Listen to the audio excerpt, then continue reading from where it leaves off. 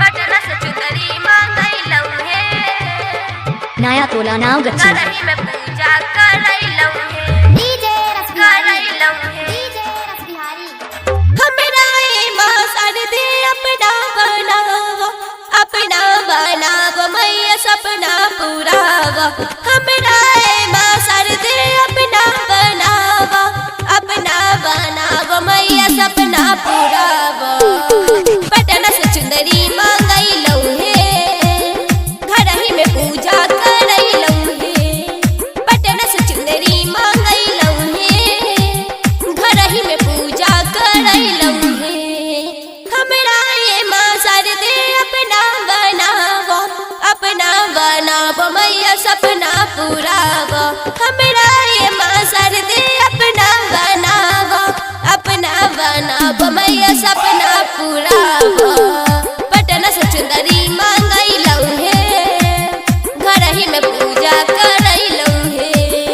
पटना से चुंदरी मांगैलौ हे, घरही में पूजा करैलौ हे।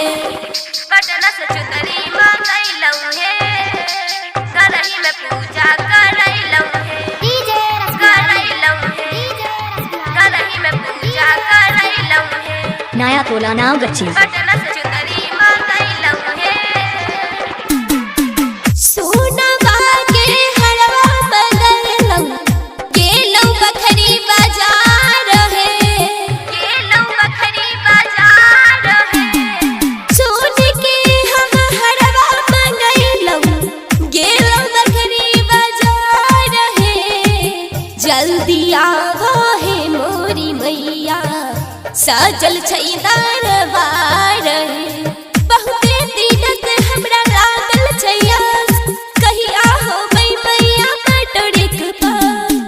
पटना से चुंदरी मांगैलौ हे, घरही में पूजा करैलौ हे। पटना से चुंदरी मांगैलौ हे, घरही में पूजा करैलौ हे। पटना से चुंदरी मांगैलौ हे, घरही में पूजा करैलौ हे। धूम रिकॉर्डिंग स्टूडियो तेताराबाद चंद्रपुरा। पटना से नया चुंदरी टोला नाव गच्छी मांगैलौ हे, घरही में पूजा करैलौ हे। हाथ जोड़ के कोहे कोमल, महिमा तोहर निराली है, महिमा तोहर निराली है। हाथ जोड़ के कोहे कोमल, महिमा तोहर निराली है। स्वागत के बिनती सुनाए मैया, भरदा झोली खाली है।